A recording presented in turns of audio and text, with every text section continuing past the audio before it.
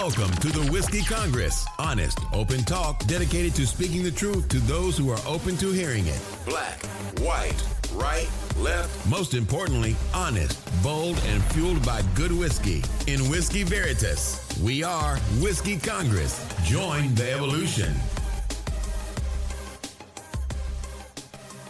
Whiskey Congress is back in session. Stephen and I are together in the Cleveland studio, having just had lunch on a beautiful day in Cleveland following a massive power outage across our neighborhood. So it's been a weird week in Cleveland. But you're looking well. How are you? Yeah, good. I mean, I wasn't here. I was, out of state working, so I missed the tornadoes, which, touched down and wiped out the power. It's crazy. When I pulled on my street when I got back, so many actual trees down, large branches. Yeah. I know today when I left to meet you, there were looked like some private companies, chewing up.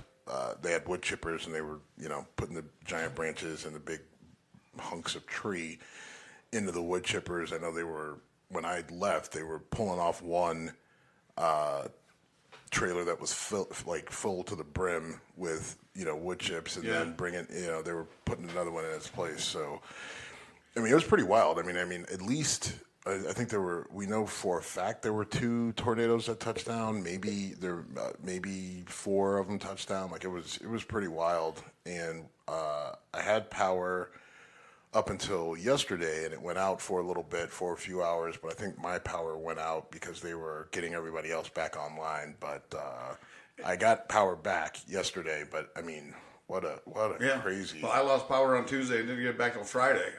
And I just, when I was down in Kentucky, people were sending me videos, and there were people who were recording the wind whipping around, seeing trees literally horizontal. Steve, it was amazing. I know. And I'm just yeah, how about we not record this, and why don't you get to a safe place? Well, I was at my Irish pub, and they have a basement. Yeah. And then power went out, and it was now we're out. It was what did you go to the basement of PJ's? We didn't end up doing it. No, there was talk of it. But would you just come home, or?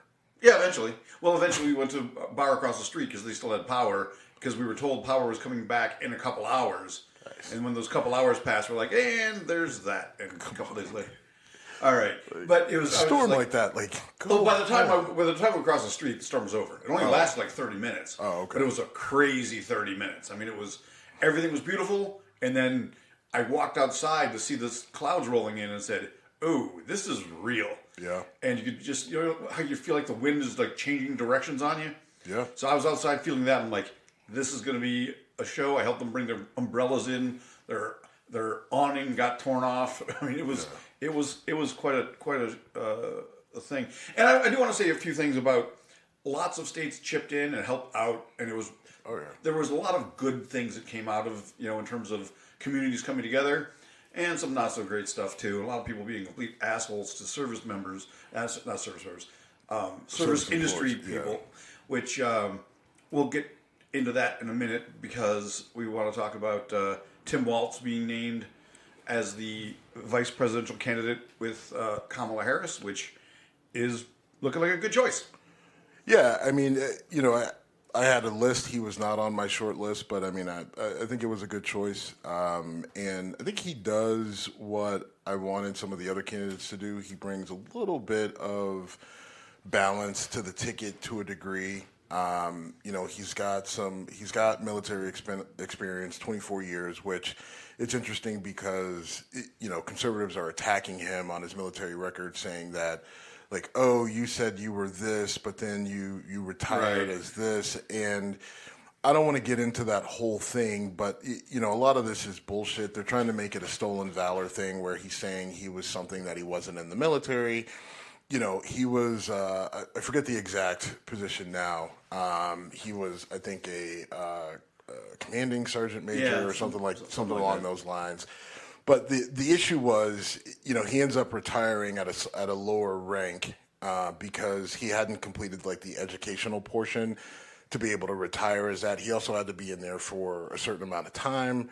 And he was in that role. I think he needed to be in the role for 3 years. He was only in it for 1.5. And he has said, he's like, look, I served as this, but I retired as that, as the lower rank. And there's also like push because they're saying that he resigned from the military knowing that his regiment was going to get sent out to Iraq.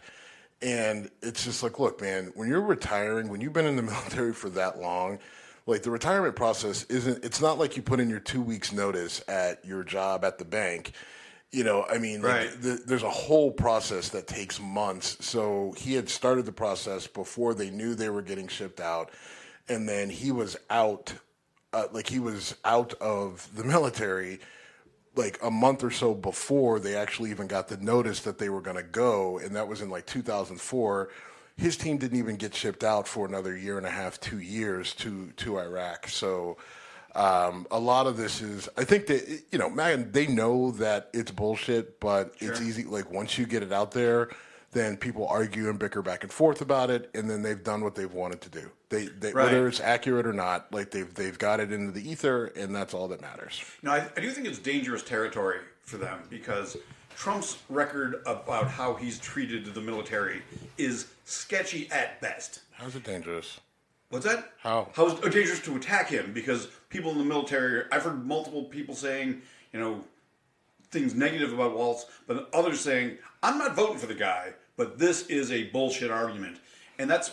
I agree there. I thought you were going to go the direction like, well, Trump's military record, the bone spurs, but at this point, I do think you're right though, because there are certain, because I have also seen, conservative people saying like, on that are very pro MAGA, just like this is not the right way to go, and right. we'll get into it a little bit.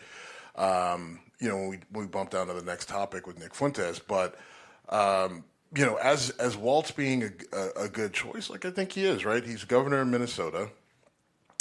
He does have an extensive military record, and he's not too far left. He's relatively moderate. He is supportive of a number of the initiatives that Harris has promoted. He's also being attacked for being the governor during the George Floyd riots and protest. And, I think that's also a losing battle, right? I mean, he was the governor.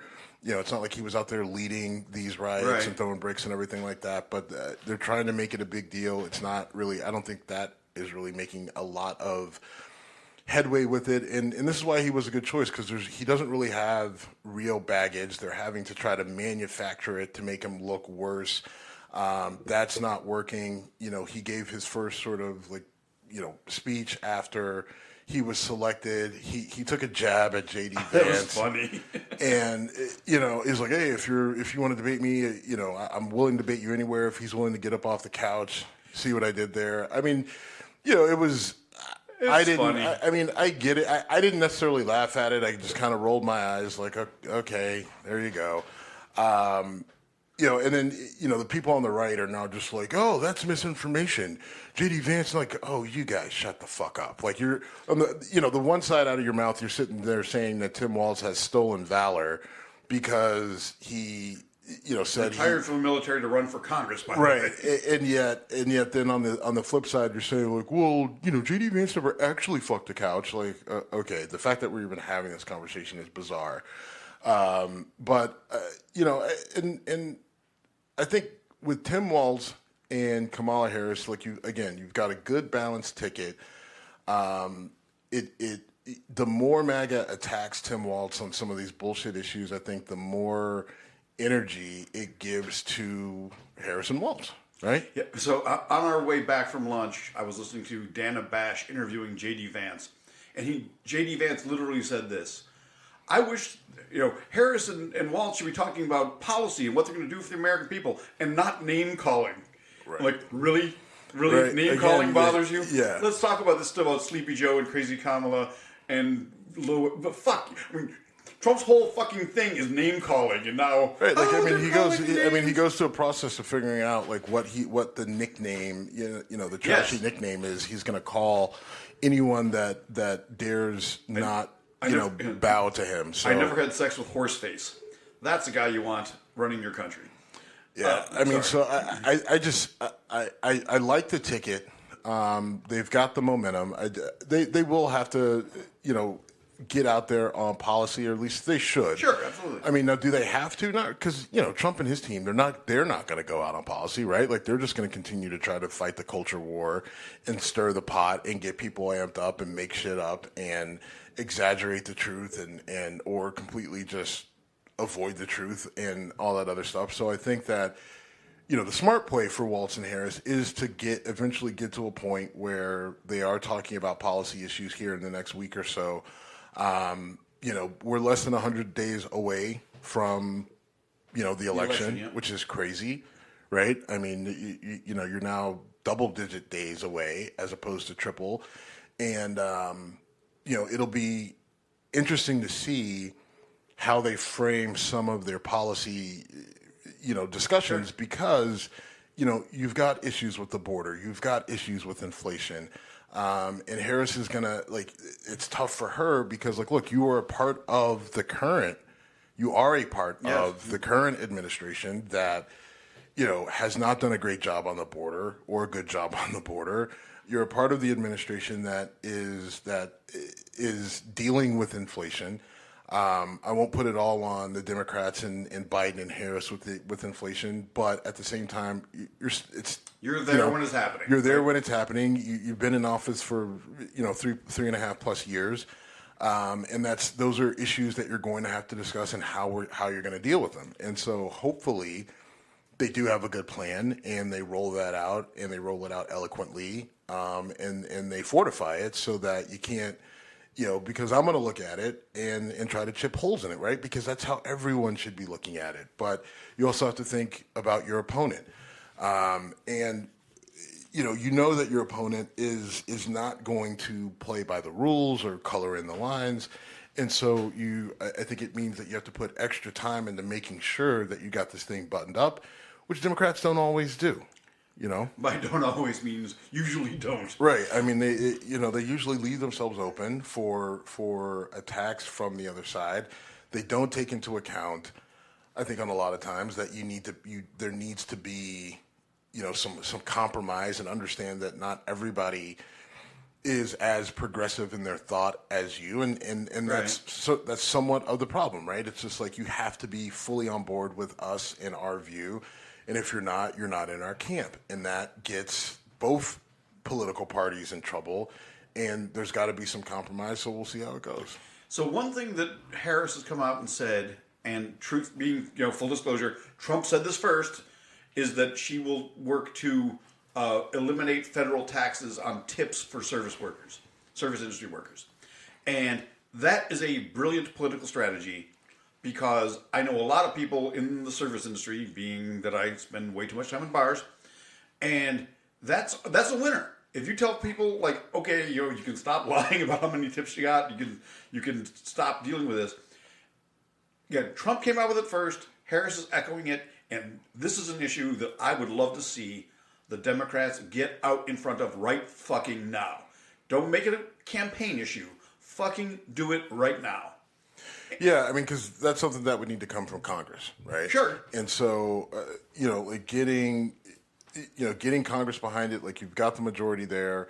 You could really put the Republicans in a bind, right? Because the Republicans don't want to pass anything that Democrats do, and so you could really tie their hands with this, especially when Trump has 100%, right? Because Trump has already said that he wants to do this, so it's just hey, this could be a bipartisan thing. But now the Republicans are going to sit there and just yeah, it's a bipartisan thing, and Trump said it, but if they do that, that's a win for them, and that's a win for Harris, right? And so either way, 100%. Bring it to the table now and force Republicans to do one of two things: either put the gloves down and cooperate, or don't, and then drag their ass. And then good luck next time you run. Yeah. All right. I mean, not even next time you run. I mean, good luck. I mean, you got an election coming up. Next time you run, good luck in November. Yeah, exactly. And so not take the win or force them to say the reason you didn't get this win is because we don't care about you, we don't care about the country, we care about our election. Power. Yes. And so we're 100% in agreement there, which happens occasionally, but not that often. Yeah. All right. So, I wanted to get that out there. Do it now, Democrats. Get it out there. Make it a public issue and make the people who are struggling with service industry jobs say, I like those guys. Because there's lots of people who I talk to who are Trump lackeys. And I'm like, you just served me a burger.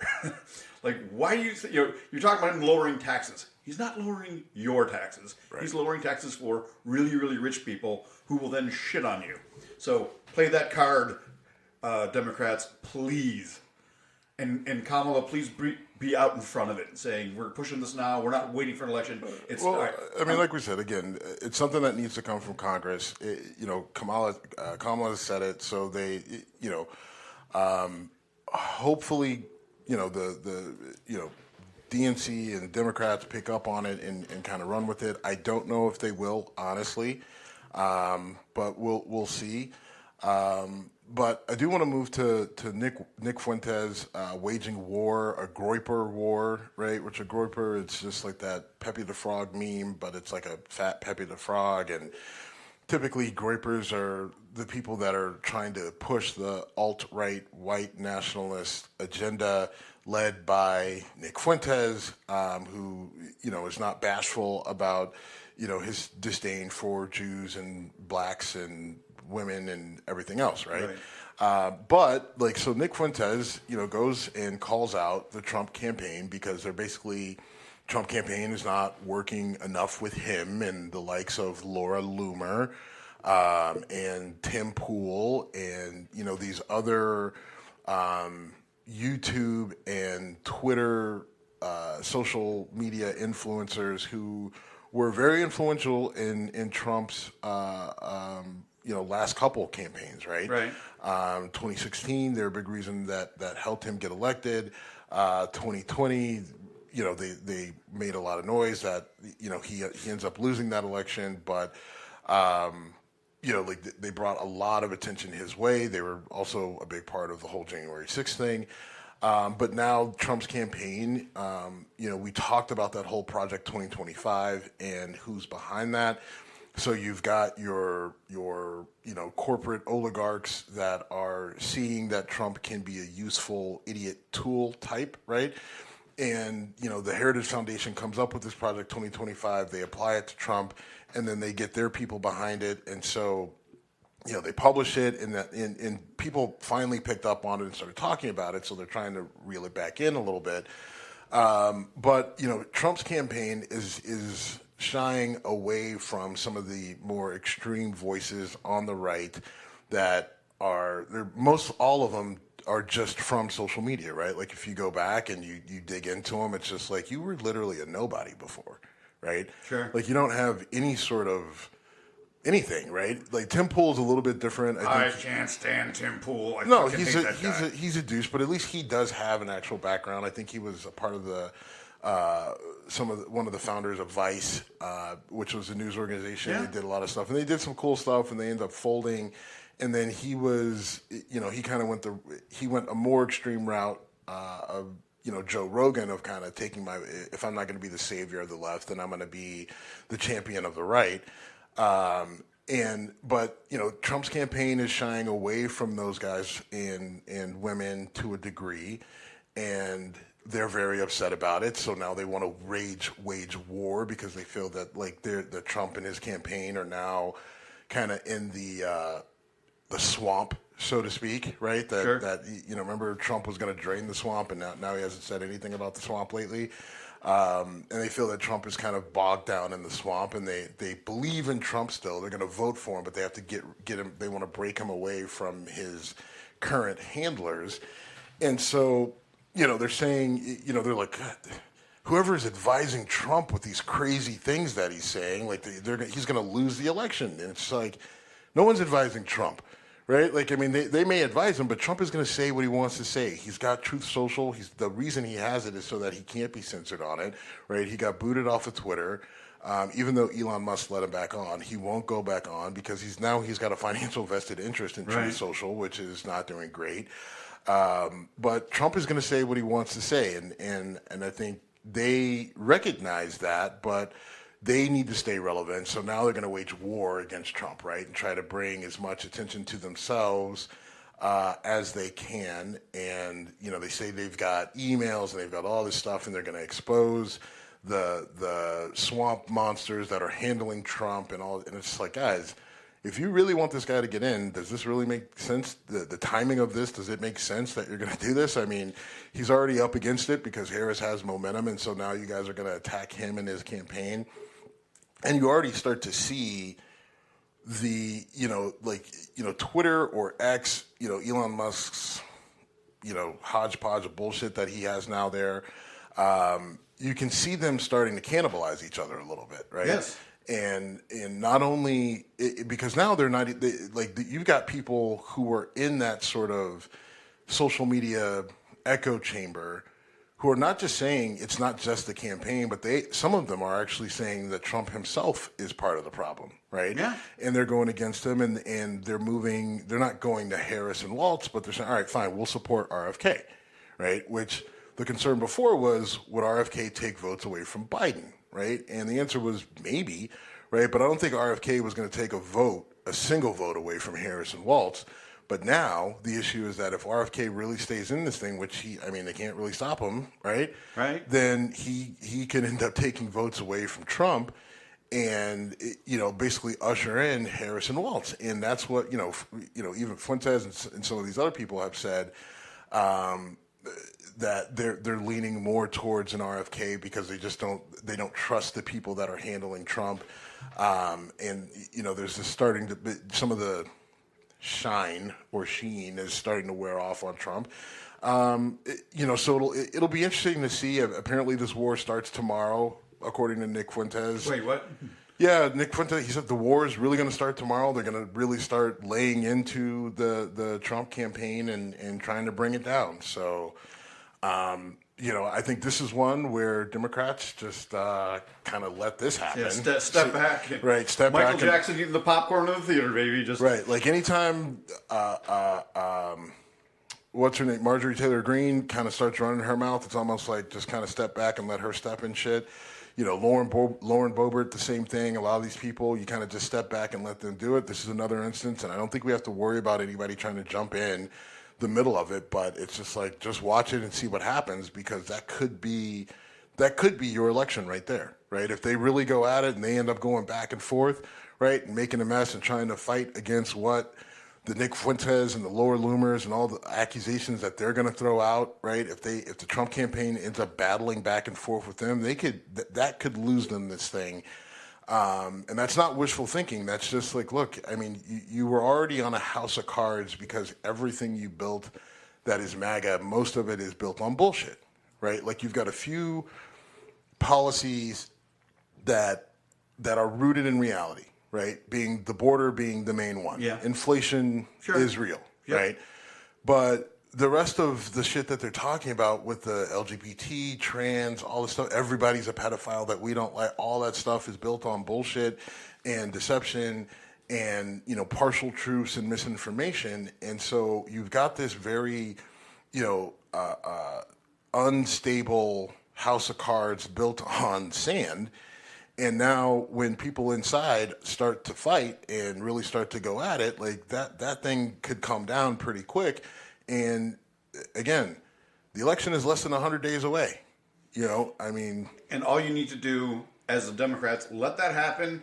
You don't need to. You're not going to swing Trump voters to Harris. Not going to happen. But if you get potential Trump voters to say, "Fuck this, I'm sitting out," or "Fuck this, I'm going to RFK," that is a victory. Right, and you don't have to do anything about it. Just make sure that you're firm in what you're doing. So then going back to Harris and Walz, have good policy, have good discussions, be willing to talk to the media. They're trying to attack Harris because she hasn't sat down for an interview and she hasn't done an interview with Fox. And it's like, oh, now it matters that the other side does me. Okay, fine. But they're actually not wrong. Harris does need to get out there. But, here's the thing. They keep encouraging her to do that. And I think the move is wait until this shit show really gets going, if it does, right? Like give it a week or so. And then once it does, then that's when you take the time to sit down in front of the media, have a measured conversation with some respectable journalists, maybe, one or two on the conservative side, two or three on the more neutral,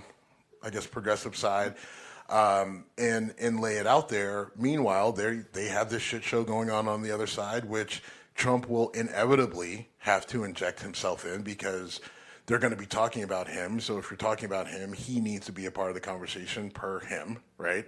100%.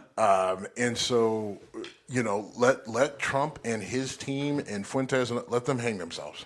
100%. I'm sorry to be so agreeable to keep using that term. But yeah, let it happen. And then just ramp up the whole, let's have a debate. You said last time that, well, what's a debate going to do? Maybe nothing, but them running away from them is something. Yeah, and it'll be interesting to see how that goes, right? I mean, I think as things kind of destabilize for the Trump side, and Harris and Walz get a more firm footing, I think, there is more value to the debate for the Harris and Walz side. I mean, I think you needed to do the debate no matter what.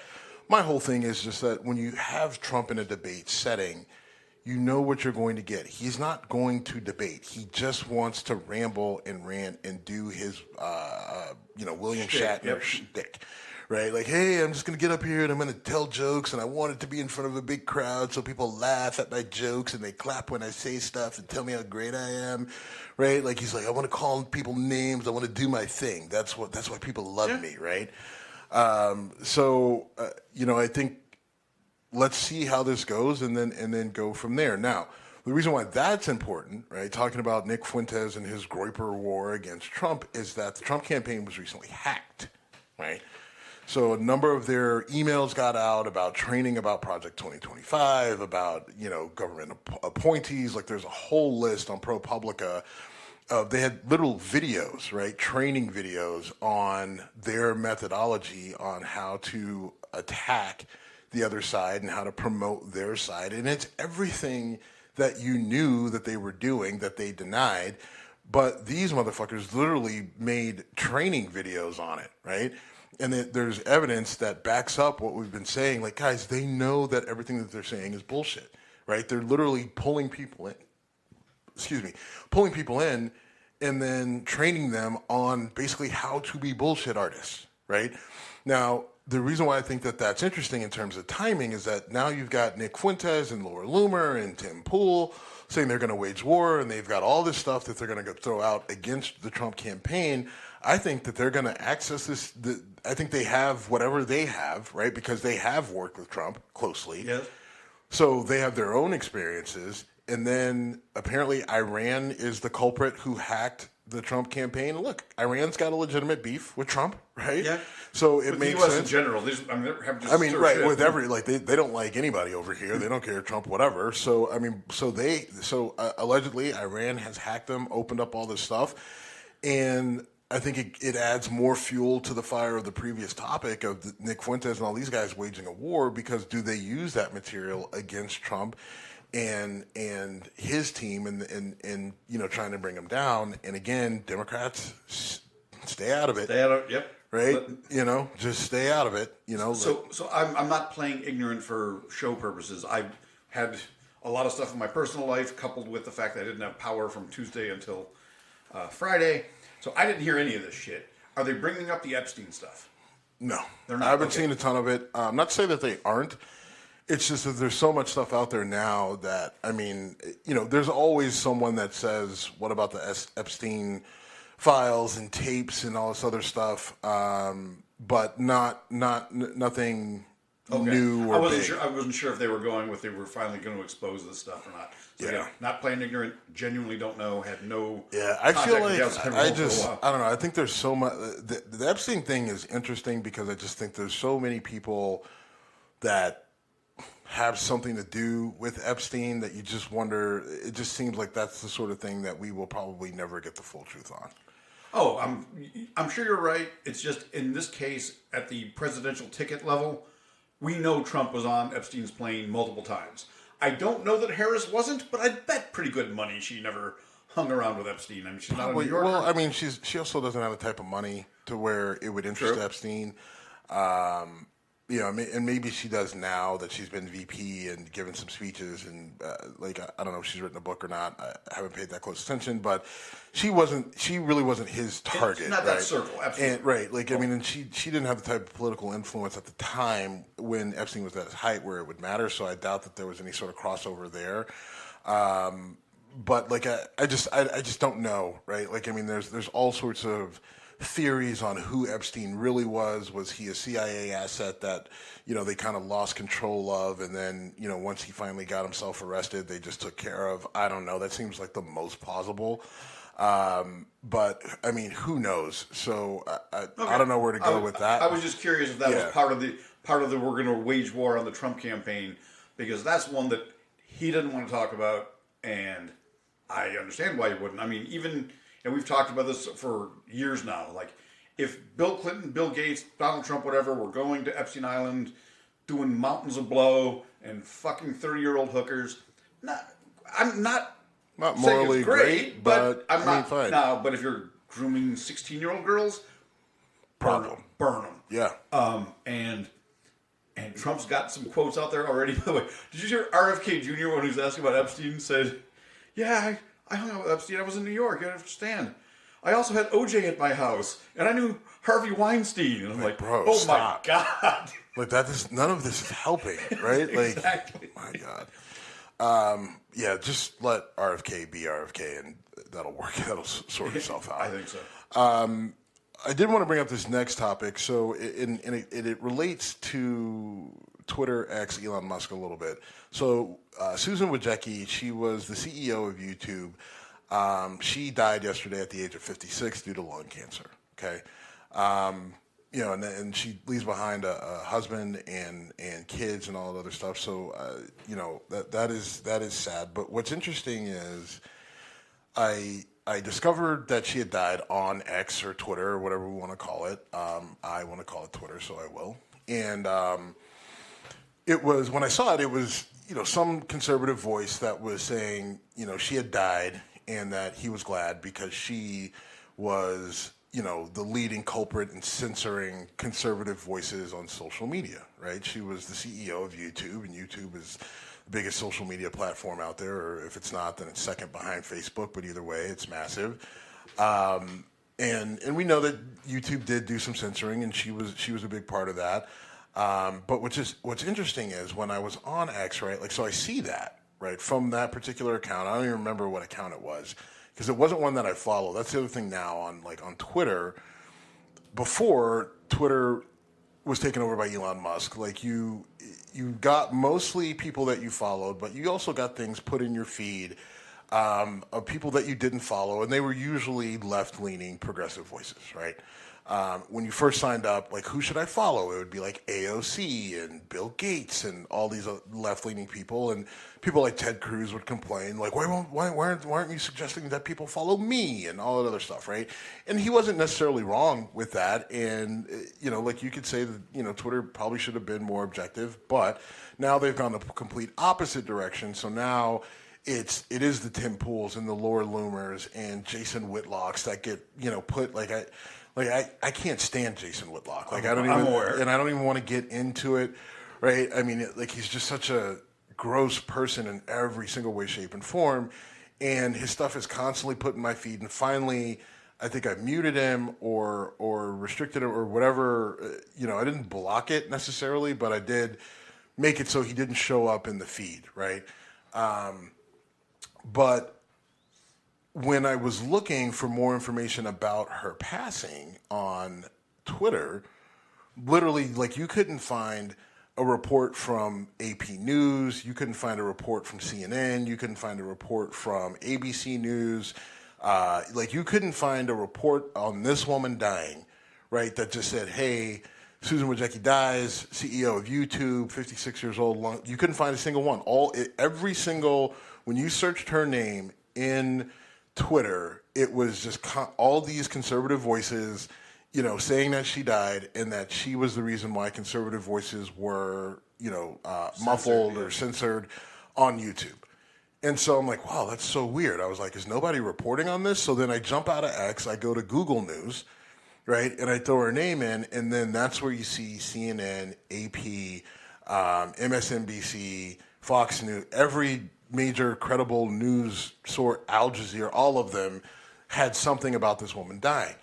So where that took me was this next topic was Elon Musk suing advertisers for not advertising on X, right? So Elon Musk came out and he's waging his own war against advertisers in saying that there was a conspiracy, right? Now, it's a little bit convoluted, but not that much. There's a nonprofit organization that came together and said, look, use us, and if you want to advertise, like, we're going to put together a list of social media platforms that we think, we'll give them a rating and say, good idea to advertise on these, bad, you do what you want to do. And so they had put X, formerly known as Twitter, on basically the bad list. Like, you don't really want to advertise there because there's a good chance that your ads could end up next to some really nasty content. Right, but you do with it what you want to do.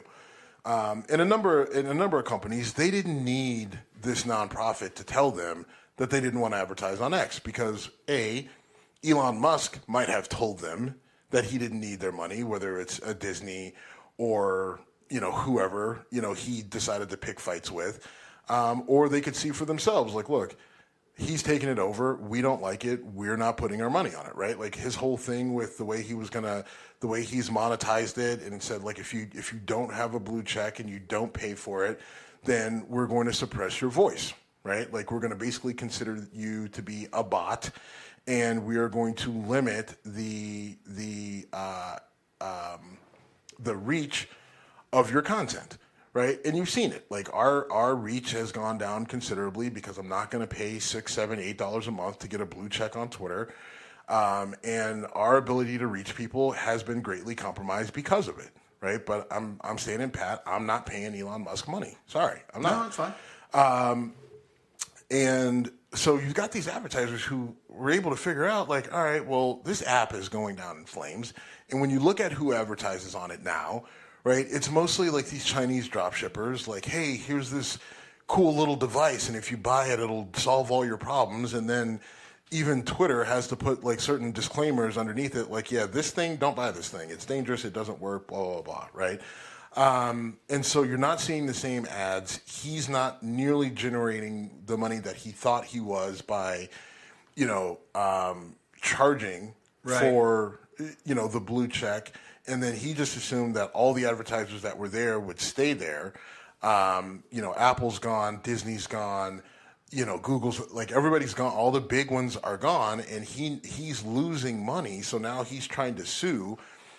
And I don't know, like, who are you going to sue, right? You're going to sue I was going to ask that question, logistically. Well, I think he's going after the nonprofit that made the list that said, yeah, you probably don't want to advertise on there, like, we're giving him a bad rating, and he's going to try to say that it was a big conspiracy to keep everybody out.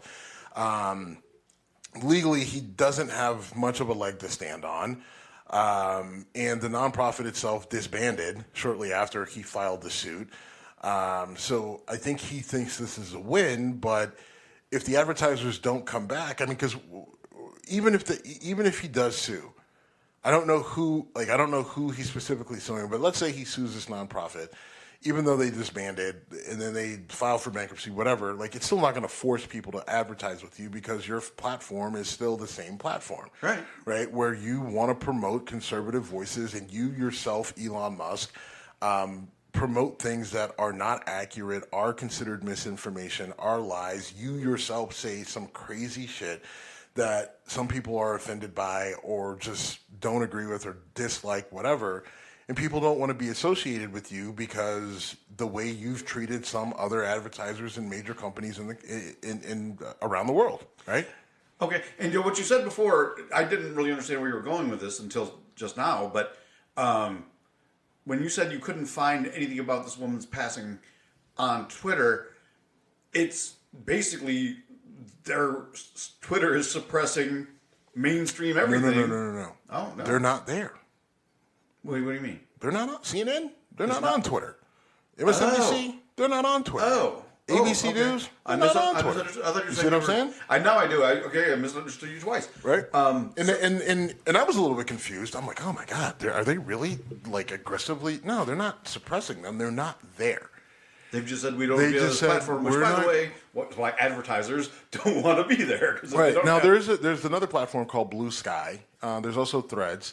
Threads is a little clunky. I haven't been on Blue Sky, but I know a number of large like media members are on Blue Sky, and it would probably behoove us.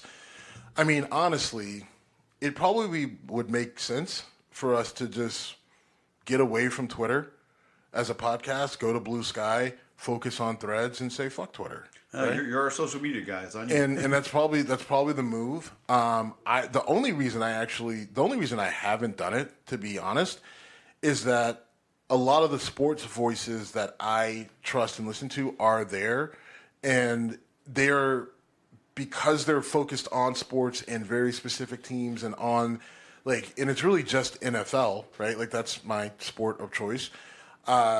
Those voices are there, and so we could literally delete Whiskey Conquest. I could have my own personal, Twitter X account where I just follow the sports things that I like, and then we could put us on Blue Sky. Why delete though? You just leave no, it I'm there. not saying delete. It doesn't matter whether you stop delete using it it. Stop using it. Right, but just I mean, there's also if you're there, that still counts as member use and all that other stuff, and it puts money in Elon Musk's pocket. And I feel like we shouldn't have to do that. Screw him. All right. And I don't know. We'll talk about it, but I'm just throwing that out there, and all of it to say that Elon Musk is suing, but. One, I don't know who you're suing, right? And then two, even if somehow you were to win, which I don't think that you will, Elon, it still doesn't force the Supreme Court can't go to Disney and say you have to advertise and spend so many dollars on X because we said so, right? What's the justification? And you can't. How many major things have happened because someone says something and then their advertisers run for the hills? Whether it's Keurig coffee makers, I think Sean Hannity said something really shitty, and Keurig is like, "We're not going to advertise with you anymore." Yep. That's their decision. They're a private company; they can do what they want. If you have a problem with that, don't call yourself small government. Here's an interesting thing with advertisers. So during the Olympics, right, and this will transition us into our Olympic talk here. But during the Olympics, Flavor Flav of Public Enemy sponsored the U.S. women's polo team, right? Okay. Water polo team. I did not know that. And he did it because the women some of them were working 2 to 3 jobs. They had no corporate sponsorship, and they were paying for themselves to go. And Flavor Flav was just like, man, that sucks. So I'm going to sponsor the U.S. women's polo team, water polo team. And so he ends up putting a lot of money behind them, or the money that they needed to get over to Paris and compete and everything like that. Somebody did a segment with him trying to play water polo, and I was annoyed because he actually didn't do that bad. Really? Yeah, I mean, he was out there. You know why? Because he can fucking float. I can't. Right? So I'm sitting there, I'm watching Flavor Flav out there flipping the ball around, and as a person who can't float, water polo is a bad sport for me. Yes. Right? But, so he sponsors them, and I was actually on Threads, and someone was like, well, I mean, this is a nice story and all, but this can't be the norm. What happens if there's an advertiser that sponsors an athlete and the athlete says something that they don't like and they pull their sponsorship and the athlete can't go to the Olympics? And I'm sitting there reading this and I'm like, lady, are you out of your fucking mind? How do you think Simone Biles is at the Olympics? Right? Why do you think you see Simone Biles in all these fucking commercials? Because she's got corporate sponsors. Right? For some reason, Simone Biles is sponsored by Manjaro, and so her mom is in the ad with her, right? Not to mention Nike and everybody else and all these other, I think she's on there for another medication. That's how it works. That's how it's worked for the last, 50 years or more. I mean, getting on the Wheaties box was a huge deal, right? But I mean, Nike, who do you think they are? That's, you already have this. It's just that no one gave a shit about U.S. women's water polo, and there was no corporation that said, yeah, we'll pay for you. So Flavor Flav stepped in where corporate sponsors normally do. We already have this, and athletes, frequently say dumb shit that gets stepped on and they lose sponsorships. It is a part of it, but this is already here. It's already happening. It's just that you're oblivious, and then you want to, like, for some reason, I don't know why people wanted to attack this, because she wasn't the only one who said, like, this can't be the norm. This is the norm, right? What's abnormal is that you've got one person that's just supporting an entire team, right? It's not like he just picked one gymnastics athlete or something like that, right? Like, I mean, he picked the whole team, and then he put money behind him. So hats off to him for doing that. But, I mean, it's already here. I didn't know he was doing well enough to... Yeah, so if I'm not mistaken, I believe that, like, Chuck D may have, like, made him put money aside in a trust or something like that. And I think everyone thought he was broke because he did those VH1 shows. And those shows were so awful. Right. Oh, and God. we know he had a drug problem and a drinking problem, and I think people automatically assumed that he was broke because he had those problems. But I mean, obviously he's not, right? And he made a little bit of a resurgence, a little bit of a comeback. So I mean, he could have made some more money again, but I mean, point being, he did it, and thought that was great. Well, and you know, it's the contrast is kind of annoying to me in the sense that the U.S. men's basketball team won gold for the 5th straight time, I believe. Great, I was cheering for him, obviously. But you've got Kevin Durant and LeBron James and Steph Curry, these multi-millionaires who could literally fund anything they wanted. And you would like to see them step up, wouldn't you? And just say, come on, hey, don't do that. Why not? No, don't do that. Just because I mean, you could do that all the way down the line, right? Sure. Like, you make more money than person X, so why aren't you sponsoring that person or whatever? And I'm not like, Jim, why didn't you go out and find a shot putter and sponsor him? You don't know that I didn't. You didn't. You're right. That's not fair, because you don't tell people. It's not right to tell people how to spend their money. Maybe I said it badly, but that's not the way to say it. Well, no. What I was trying to say was, you've got these guys who literally are doing this with pocket change, and maybe it's more the IOC or the U.S. Olympic Committee needs to do a better job. The U.S. Olympic Committee needs to do a better job. I think the country, Congress, government, they need to figure out a better way to do it. Because don't put that on the NBA players. Just because you know what? Here's the deal. All right. Because I'll retract that. Fine. Because does Kevin Durant did Kevin Durant even know there was a U.S. women's water polo team to begin with? Right? Like, we don't even know. I actually did know there was one. Yeah, I did too. But I mean, like, sure, dude playing in the NBA doesn't know every single sport. That's it. Like, first of all, there are sports that I'm still discovering that are a part of the Olympics. 3-on-3 basketball, right? Like, I mean, like, come on, like, so we can't put it on the NBA players because they make a lot of money. That's not fair. Fair. My point is, it's just there's such a discrepancy between the likes of LeBron and Kevin Durant, and I'm a big LeBron fan. I'm on record as that.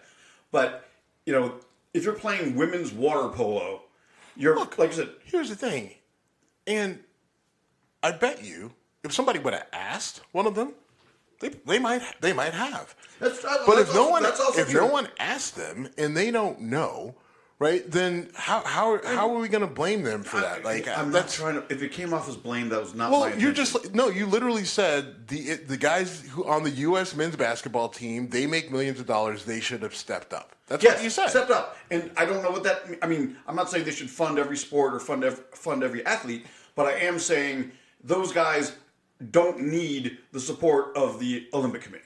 They're doing just fine. Right. They're getting and they're going to get on TV and they're going to get their ads and if you're the best women's water polo player in history, you don't know who that is. I don't know who that is. Right. There's probably people who play water polo who don't know who that is. Right. And so I don't know. I mean, look, I think we do this, right? You see someone who doesn't, like, you see this situation, and it's like, well, those guys have millions of dollars, they should pay for it, right? And I just think that's not fair to go in and tell those guys how they should spend their money when we don't know. Like, if those guys, again, they didn't know, and no one asked them, right? Like, so what are they supposed to do? Right. Like, hey, I made I made the Olympic team, so tell me all the sports that are in the Olympics, tell me which teams are underfunded, and then I will fill the gap. Right, or that's what. Or do ads with them. But again, they don't know, right? Like, I'm sorry, LeBron James is worried about the Lakers. LeBron James is worried about his son playing for the Lakers, right? And his other son who may end up playing for the Lakers, which would be hilarious. But I mean, like these guys, like they're like, all right, yeah, I'm going to play on the Olympics. I'm going to play on the Olympic team, and they're worried about playing on the Olympic team, right? Like how are we going to put it on them to sit there and say, oh, by the way, you need to take time to figure out who you need to also be supporting, right? And if you're going to do that, then you have that conversation a long time in advance. So now that the Olympics are over, we've had the closing ceremonies. If somebody wants to go and say, hey, like next time we have the Summer Olympics, hey, whoever makes the U.S. men's basketball team, before we really get into it, maybe you guys put a pool together so we could support some of the other sports. That's a different conversation, but that's also a conversation that needs to happen, and we can't sit there and be like shitty with the athletes, like, oh, you rich assholes didn't do anything, right? I understand how it came off that way, and I will say that what I'm really saying is, I guess my real beef is with the U.S. Olympic Committee, because these people who are, I mean, if you're a water polo athlete, you're a fucking athlete. That is demanding a lot of work, a lot of time, a lot of dedication, and you're relevant barely once every 4 years. If you're in the Olympics, bro, I don't care. You're an athlete. You are in. It doesn't matter, even if it's speed walking or whatever. It's all demanding. Right? Yes. It all takes a level of skill that 99% of the rest of the world does not have. So let's not, water polo is great, but I just want, look, I love the Olympics. I love them. I get to see these different sports that I don't get to see all the time, right? I'm rooting for my country. You're a huge badminton fan? I do love the badminton. I do. I don't know why. I love watching them fucking whip the shuttlecock around. I don't know.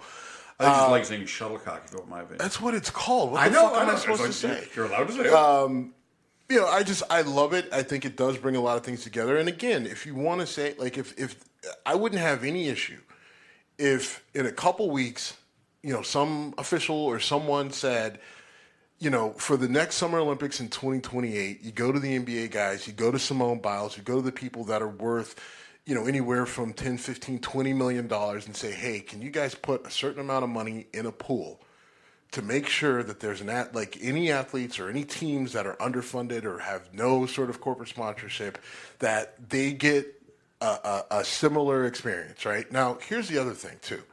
What's crazy is, if you look at some of these countries, what their athletes get when they win a medal, like I was looking at what the guy, like there was a guy who won, he was either a gymnast, I think he was a gymnast from the Philippines, and it was like, what do you get if you win a gold medal for the Philippines? When I went down through this list, I was like, dude, let me recheck my DNA, see if I got any sort of Filipino in me, because I may be going to the Philippines and try to go to the Olympics. I don't think gymnastics is going to be your sport. No, I don't need it to be in gymnastics. You just win a gold medal. Like, my man got a $500,000 home in the Philippines. Come on, bro, that's wild, right? He got, I think lifetime health insurance.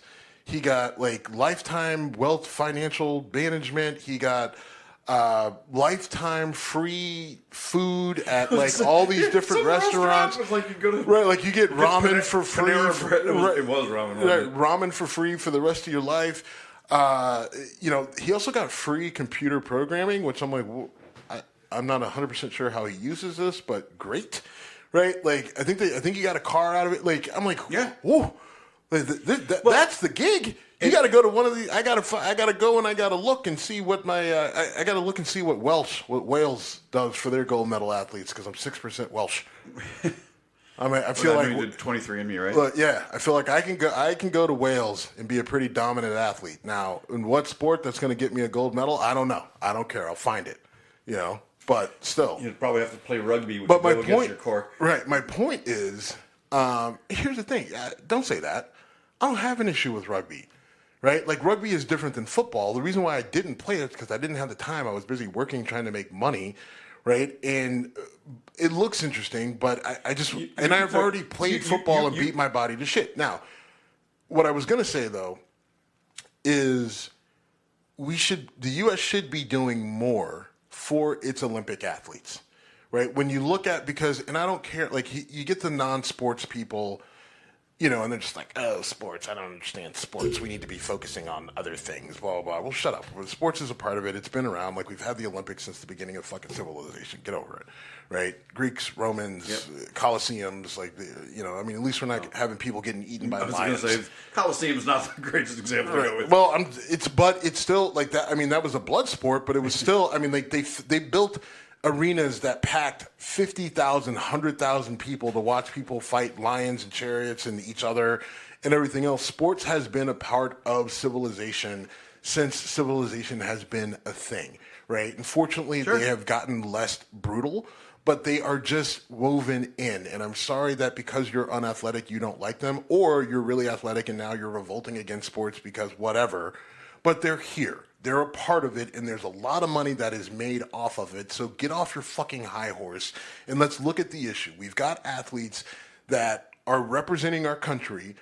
There are lots of corporations and lots of things that make a lot of money off of this. So we've got athletes. Not every athlete is an NBA athlete. Not every athlete is an all-time great like Simone Biles, right? Like or Sydney McLaughlin-Levrone, who that girl's got wheels, right? Or Sha'Carri Richardson, or Noah Lyles, or whatever, right? Like, we've got these unknown athletes that are amazing in their sport, right? That male gymnast who did the pommel horse, his name is Steve, who reminds everybody of Steve from American Dad, and people made, like, references to me because my vision isn't great. Like, guys like that, right? Like, these unsung heroes, like, they need to be supported. And it is very expensive to live a life where you're training for a sport multiple times a day. You don't have a regular job. Your only job is to train to represent your country on a world stage where a lot of people make money off of your success, right? So we as a country should do more for those athletes. The question is, how do we do it, right? Who's responsible for that? I don't think that we should say it's the NBA guys because they make a lot of money and they compete there too. Right? I think it needs to be more of a collective effort. And again, like I said, I'm not opposed to the athletes who make a shit ton of money off of whatever. If they got together and said, we're going to make a collective pool for some of the other athletes that are lesser known, I think that's a great start. But I also think the U.S. Olympic Committee should do more. Okay, I think the U.S. Olympic Committee should do more, and I think Nike should do more. LeBron and those guys make money for you, great. But these other athletes don't have that kind of money. They do have to struggle. They get one shot every 4 years to make money off things. And my thing is too, if Nike, you're gonna make everybody wear your gear, right? And give them shit if they don't because they happen to be sponsored by Puma or Reebok or Adidas or whatever. But then do more for them. So absolutely Nike or whoever it is. Yeah, that's really the finger I want to point is the USOC and the major sponsors because. It's great that Flavor Flav stepped up and did his thing. But he shook their hands. And by the way, it's entirely possible that LeBron and, we don't know what those guys have done. There's a damned if you do, damned if you don't, too, right? Because if LeBron goes out there and goes, look at me, I'm sponsoring the U.S. women's water polo team, people are like, oh, look at LeBron trying to take credit for this. Exactly. So there's a chance to get burned on that. Not burned. He'll be just fine. No, he would be... The same assholes that trash talk him will trash talk him more and blame him for doing that. I mean, I could even see you giving him a hard time. If LeBron did something like that, if LeBron goes out, sponsors the U.S. women's water polo team. We, by the way, said the word water polo team more times today. Okay, fine. But it's the Olympics, so you're going to say shit like this. Yeah. But if he goes out and he sponsors a team like that, right, and he comes out and he takes pictures with them, I could see you doing like, oh, LeBron, you could have done this without saying anything, right? Like, I don't know that I would, but I won't say that I wouldn't. I'm not above it. Well, no, that's a bad example because I like LeBron. Like if Steph Curry did it, I would just or Kevin Durant. I don't have a beef with Durant. I just don't like Steph Curry because of the smug chewing on the fucking mouth guard thing. Did you see him go off yesterday though? No, bro. He hit like 8 threes in the fourth quarter. I was casually watching the game. Jim, it was just give Steph the ball, and the ball was just seamlessly going through the net. Right, like they couldn't do anything. Like France was like, "What are you? How?" Right? They got hands in his face, and Steph Curry can shoot from everywhere. And the other thing is with the international game, the court is shorter. right? The 3-point line isn't nearly Closer, as far yeah. out. I think it's like a foot in more. Yep. So, I mean, for Steph Curry, that's like a free throw or a layup, right? And he just was going bananas. It was crazy to watch. A friend of mine called me and said, "Are you watching the U.S. men's basketball team play against Wembanyama?" Yeah, I mean, and that's kind of what it was. And The kid can play, by the way. Yeah, the kid could play. He's just so awkwardly built. His arms are so long. When you're 7'4", it's tough to. But his arms are long for a person who's 7'4", right? Like, I mean, it's just weird. Anyway, We're almost at wrap it up time, and there's 2 more topics you wanted to get to. So yeah, the other thing, Jordan Childs, she ends up losing. She got stripped of her bronze medal due to a technical error. Her team had made an appeal about something else, and the appeal was honored, but it came in like 30 seconds too late or something like that. And so they came back and said, "Oh, this came in too late." So, and my thing is, like, if it came in too late, then it shouldn't have been accepted. So it never should have gotten to this point. I guess it's the right thing. It feels wrong because she's she's a U.S. athlete, so we're partial. If the appeal came in late, and the rule is it had to be in by a certain time, then okay, it was wrong. It shouldn't have. That's a violation. Okay. But at the same time, like, then if you knew the appeal came in late, then you should have said, yeah, that's before you put the medal around her neck. Right, exactly. Like, this should have been, like, the process for this should have been better. I kind of feel bad, but, like, look, it's not, like, she's still going home with a gold medal or 2 from other events. I think she's going home with a gold medal from the team event. I don't know if she got another medal in another event besides this one. It feels kind of gross. But I think this is where the IOC needs to kind of clean up their act a little bit, because this is not the only instance of sort of odd stuff that's going on that has raised some people's ire with the way they handle this sort of thing. I feel bad for Jordan Childs. She has had, a lot of these girls on the U.S. women's gymnastics team have had all sorts of trials and tribulations, and all the athletes have their own personal stories, but you root for these girls. I guess they're partial because they all look so little, and you're just like, you want to just pick them up and put them in a backpack, and, but I mean, they do amazing things. And I feel terrible that she's got to give this medal back. But, she represented our country well. She does go home with a gold medal, from the team event. What bothers me about things like this is it feels like the officials who make this decision, like, this is their one time to be relevant. So, it was 33 minutes, not 30. Sorry. It's like, okay, come on. I don't know the details of the situation. I don't know what was being appealed. It's been a weird week for me. But when there's that desire to, you will respect my authority, I just can't. It grinds on me because it feels like, all right, fine, you did it. But like you said, if you're gonna do it before you put someone on the podium. I don't know. It just, the whole thing, like, I don't know if that's what this was as much as the IOC and their processes. Like, I mean, this is not the first time it would raise, and frankly, with some of the decisions that the International Olympic Committee have made in the past, this is kind of watered down, to be honest with you. Like, they've done some much more scandalous things, with stripping medals and awarding them to other people. Sure. So, again, I get how this kind of, like, this doesn't feel right. I understand why they did it. I don't like it, but in the end, this is probably the right thing. She's going to lose her medal on it. She's losing her medal on a technicality, and it sucks. And I lost $100,000 for our company on a technicality, so I get it. But it just rubs you the wrong way. All right. Well, then we got to talk about Olympic Well, I just want to throw boxing. this. So we talked about Iman Khalif. She's from Algeria. She was the female boxer. She wins gold in boxing. She got a lot of heat because there's question, like they raised questions trans on and whatever. Yeah, she's got the XY chromosome, which no one's proved, and I mean, from all like her birth certificate says she's a girl. She's competed as a girl her entire life, since she started boxing many years ago. It's never come up before until it came up with the International Boxing Association, which has been banned by the International Olympic Committee for hosting any or managing any boxing events because of their corruption. So this feels like there's a lot to this story, but she ends up filing a harassment complaint in Paris over the gender accusations. She's as you I'm sure have seen and can imagine, has received just so much negativity. I feel terrible for her. I mean, can you imagine winning a gold medal and just having that shit feeling that taints it? I feel awful for her. Also, the Chinese woman, I can't remember her name. She didn't get as much attention.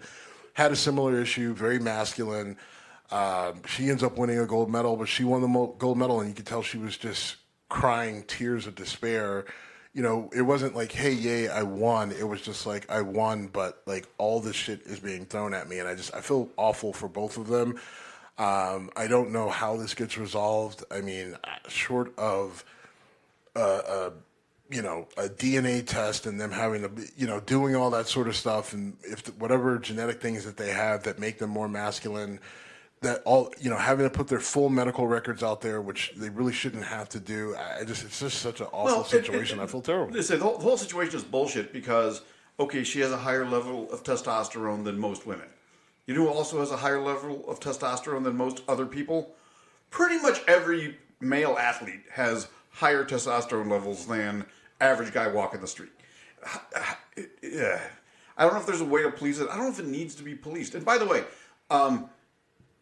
She's been a professional boxer for a long time. Yeah, the IBA had their issues with her. She's also struggled as a boxer. She's got 9 career losses. Yeah. So it's not like she was, Fallon Fox, who was genetically born a man, transitioned and started throttling people just based on her bone structure and muscle mass. She's competed for a long time. She's had some... I don't know what women's boxing, what 9 losses means, but in men's boxing... You got 9 losses. I think it's comparable, right? I mean, I think the 9 losses is comparable, and she's lost, and you could say it could be more substantial because the number of there's a lot more male boxers than women boxers, more experience, whatever, sure. And the overall talent in women's boxing is starting to come around, but it doesn't have the same length of time, build up, and resources put into it as men's boxing. So I think those 9 losses are significant.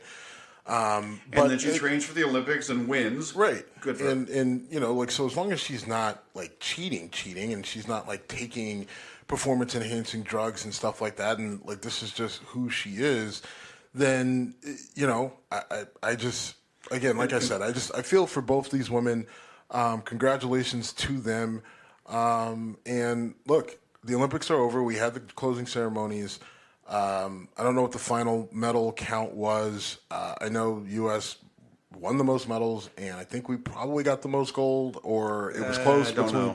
Well, it was close between us and China, as it has been recently. I honestly don't care. I really enjoyed the Olympics. I didn't like the way it started with the whole beef over the opening ceremonies. I didn't like the stuff with the women and the trans and the boxing and all that other stuff. But the spirit of the Olympics was great. I think Snoop was great for the Olympics. This is something that I really enjoy, is having competed in track and field, and wrestling and some of these other aspects of it. And I think it's phenomenal. Well, and I think this, what you didn't say, but I'm sure you're implying, is that the outrage about a Algerian female boxer is just, I need to be outraged about something. Same thing with the opening ceremonies, right? I didn't really notice. I didn't really care. I didn't even think when I saw the opening ceremonies, I was just like, oh, there is a lot going on here, right? I was more kind of when they did the whole scene with the what they thought was the Last Supper or the Right. Supper with Dionysus or the feast or whatever. I was looking at more of the models that they were using, and I was like, oh, this is really an equal opportunity sort of deal with modeling. Not because black, white, not because heavyset women or whatever, but I was just like, oh, there's a person with one arm. Oh, there's a person missing two legs. Oh, there's a person missing one leg. And, you know what I mean? Like, that's more of what I was looking at. I didn't even really fully understand what the people on the side were doing, right? I'm like, oh, look, now they're dancing. Are they supposed to be on the runway? Oh, they are on the runway, right? Like, I don't know. I thought there was too much put into that. Again, it was people looking for a reason to be outraged. It's like they find it. They're like, yes, we get to be outraged about something. Let's go. And that's just... War on Christmas 7.0. Damn it. All right, man, we got to wrap this up. We are at Whiskey Congress on Instagram, X, Threads, Twitter. and possibly soon coming to Blue Sky. And we're done.